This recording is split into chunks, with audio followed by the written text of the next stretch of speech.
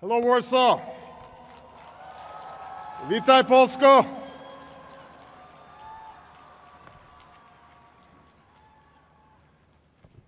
Mr. President, Mr. Prime Minister, Madam Mayor, heads of state and government, past and present, including the man who jumped that shipyard wall to lead a strike that became a movement, the prisoner turned president who transformed this nation. Thank you, Lech Wałęsa, for your outstanding leadership.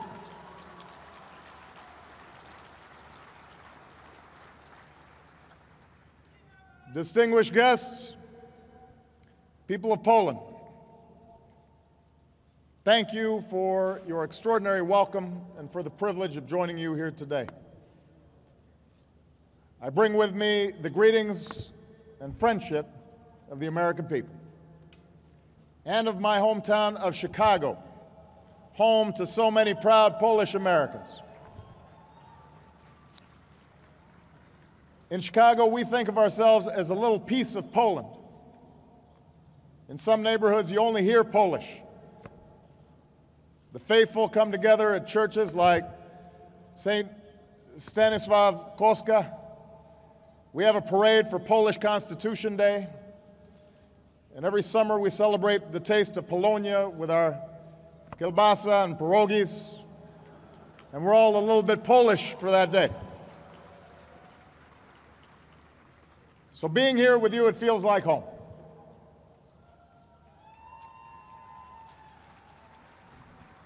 Now, 25 years ago today,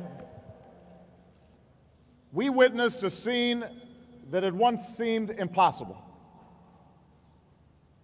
An election where for the first time the people of this nation had a choice.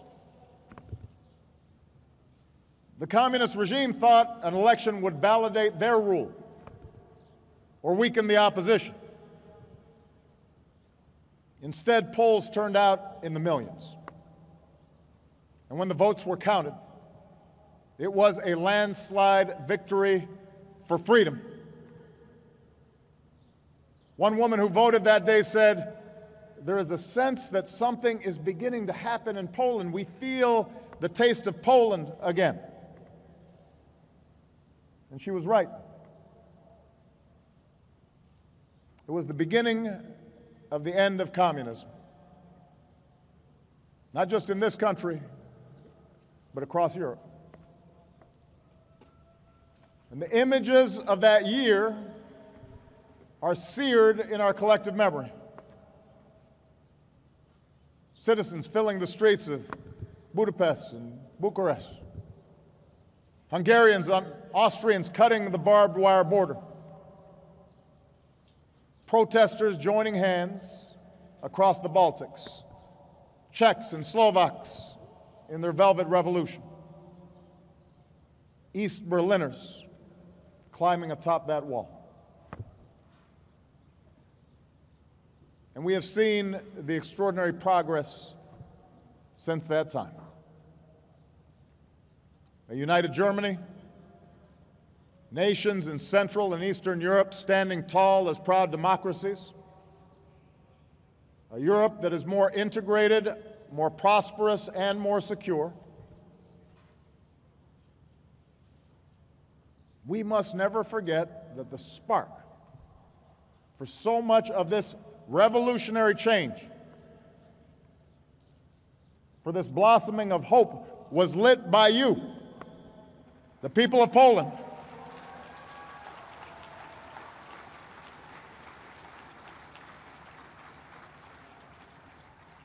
History was made here.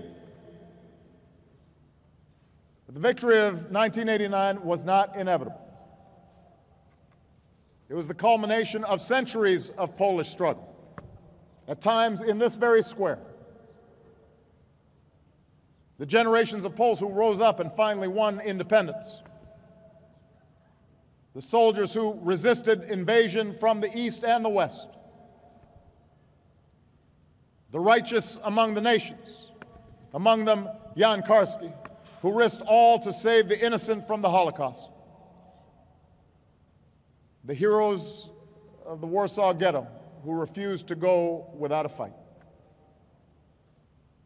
the free Poles at Normandy, and the Poles of the Home Army who, even as this city was reduced to rubble, waged a historic uprising. We remember how, when an Iron Curtain descended, you never accepted your fate. When a son of Poland ascended to the chair of St. Peter, he returned home, and here in Warsaw he inspired a nation with his words, "There can be no just Europe without the independence of Poland." And today we give thanks for the courage of the Catholic Church and the fearless spirit of Saint John Paul II.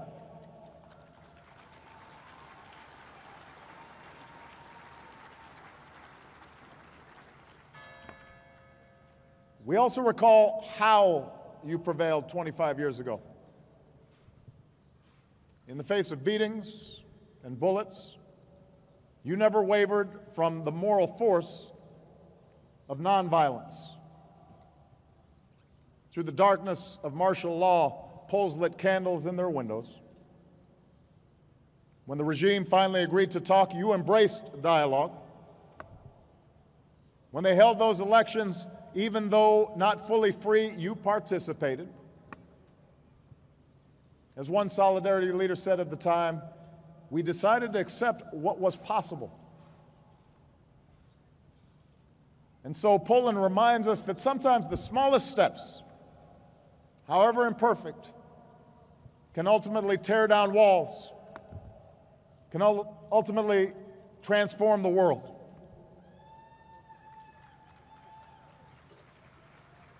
And of course, your victory that June day was only the beginning. As your president just indicated, democracy is more than just elections. True democracy, real prosperity, lasting security, these are neither simply given nor imposed from the outside. They must be earned and built from within. And in that age-old contest of ideas between freedom and authoritarianism, between liberty and oppression, between solidarity and intolerance, Poland's progress shows the enduring strength of the ideals that we cherish as a free people. Here we see the strength of democracy, citizens raising their voices free from fear. Here we see political parties competing in open and honest elections. Here we see independent judiciary working to uphold the rule of law. Here in Poland, we see a vibrant press and a growing civil society that holds leaders accountable because governments exist to lift up their people, not to hold them down. Here we see the strength of free markets and the results of hard reforms. Gleaming skyscrapers soaring above this city and superhighways across this country. High-tech hubs and living standards that previous generations of Poles could only imagine. This is the new Poland you have built. An economic miracle on Wisła. Cudna z Wisłą.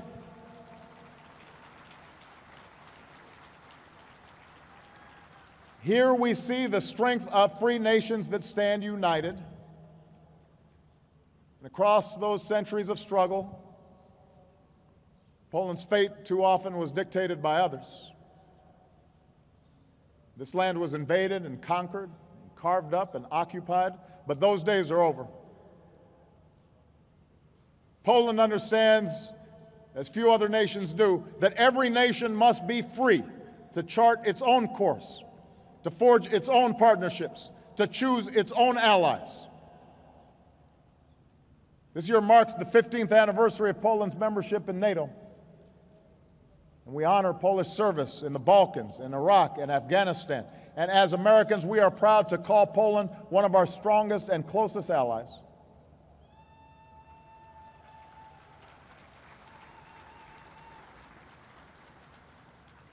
So this is the Poland we celebrate today.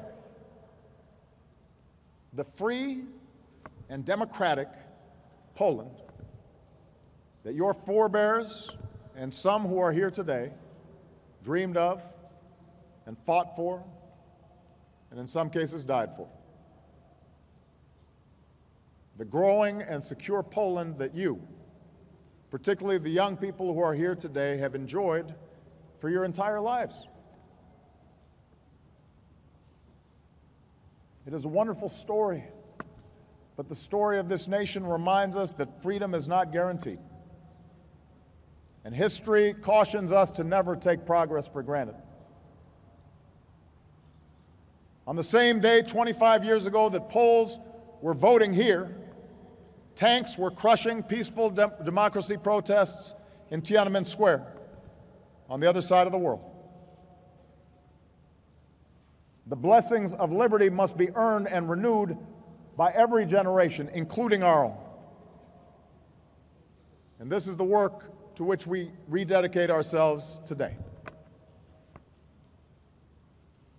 Our democracies must be defined not by what or who we're against, but by a politics of inclusion and tolerance that welcomes all our citizens.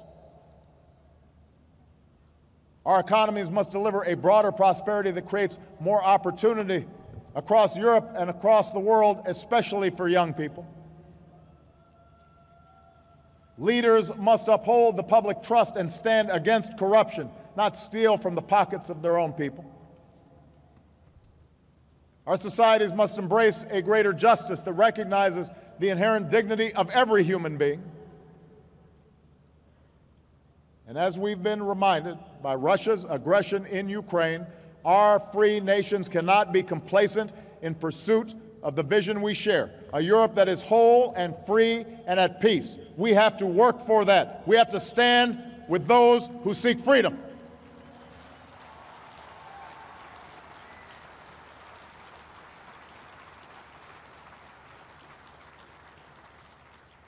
I know that throughout history, the Polish people were abandoned by friends when you needed them most. So I've come to Warsaw today on behalf of the United States, on behalf of the NATO alliance, to reaffirm our unwavering commitment to Poland's security. Article 5 is clear: an attack on one is an attack on all, and as allies we have a solemn duty, a binding treaty obligation to defend your territorial integrity, and we will. We stand together now and forever, for your freedom is ours.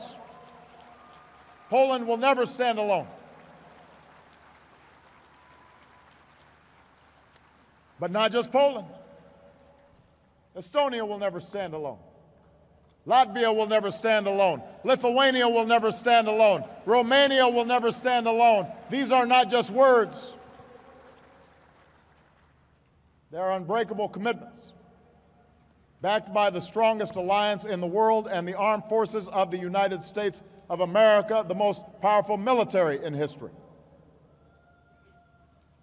And you see our commitment today. In NATO aircraft in the skies of the Baltics, in Allied ships patrolling the Black Sea, in the stepped-up exercises where our forces train together, and in our increased and enduring American presence here on Polish soil. We do these things not to threaten any nation, but to defend the security and territory of ourselves and our friends. And yesterday I announced a new initiative to bolster the security of our NATO allies and increase America's military presence in Europe. And with the support of Congress, this will mean more pre-positioned equipment to respond quickly in a crisis, and more exercises and training to keep our forces ready. Additional U.S. forces in the air and sea and on land, including here in Poland. And it will mean increased support to help friends like Ukraine and Moldova and Georgia provide for their own defense.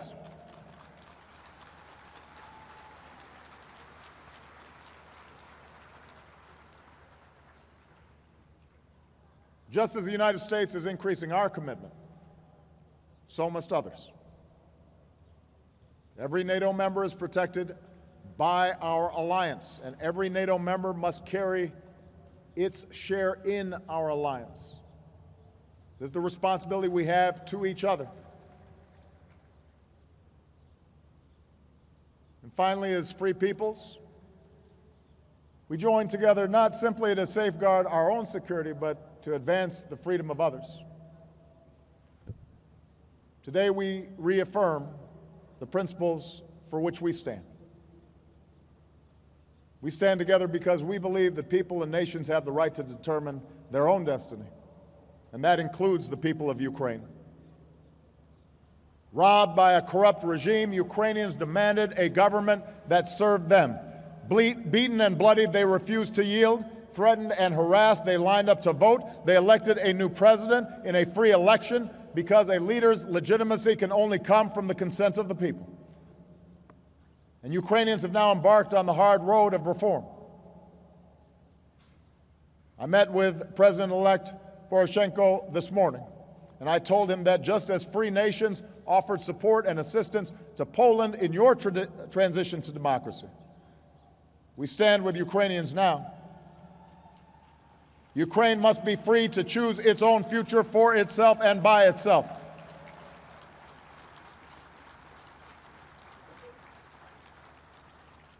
And we reject the zero-sum thinking of the past. A free and independent Ukraine needs strong ties and growing trade with Europe and Russia and the United States and the rest of the world. Because the people of Ukraine are reaching out for the same freedom and opportunities and progress that we celebrate here today. And they deserve them too. We stand together because we believe that upholding peace and security is the responsibility of every nation. The days of empire and spheres of influence are over. Bigger nations must not be allowed to bully the small or impose their will at the barrel of a gun or with masked men taking over buildings. And the stroke of a pen can never legitimize the theft of a neighbor's land. So we will not accept Russia's occupation of Crimea or its violation of Ukraine's sovereignty. Our free nations will stand united so that further Russian provocations will only mean more isolation and costs for Russia.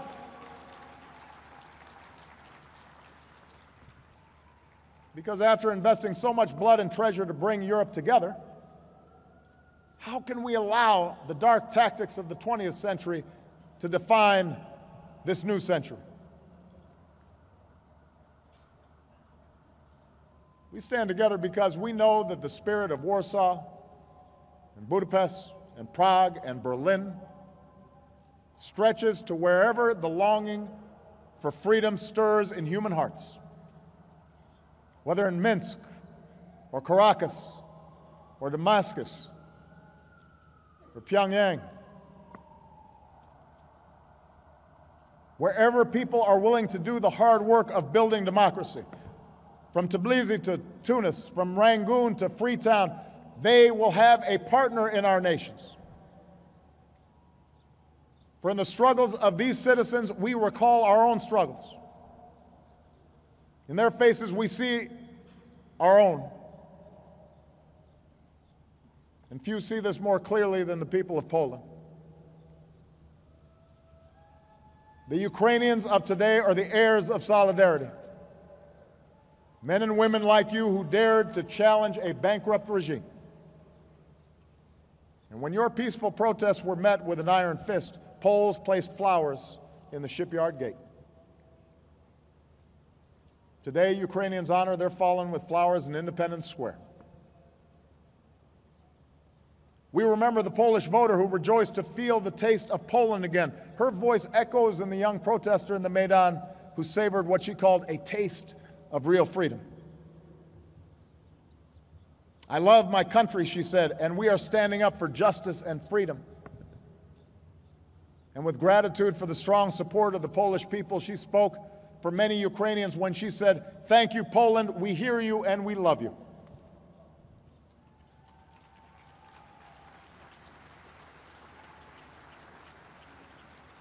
Today we can say the same. Thank you, Poland, Thank you for your courage. Thank you for reminding the world that no matter how brutal the crackdown, no matter how long the night, the yearning for liberty and dignity does not fade away. It will never go away. Thank you, Poland, for your iron will and for showing that, yes, ordinary citizens can grab the reins of history and that freedom will prevail because in the end, tanks and troops are no match for the force of our ideals. Thank you, Poland, for your triumph, not of arms, but of the human spirit, the truth that carries us forward. There is no change without risk, and no progress without sacrifice, and no freedom without solidarity. Dziękuję Polsko. God bless Poland. God bless America. God bless our unbreakable alliance. Thank you very much.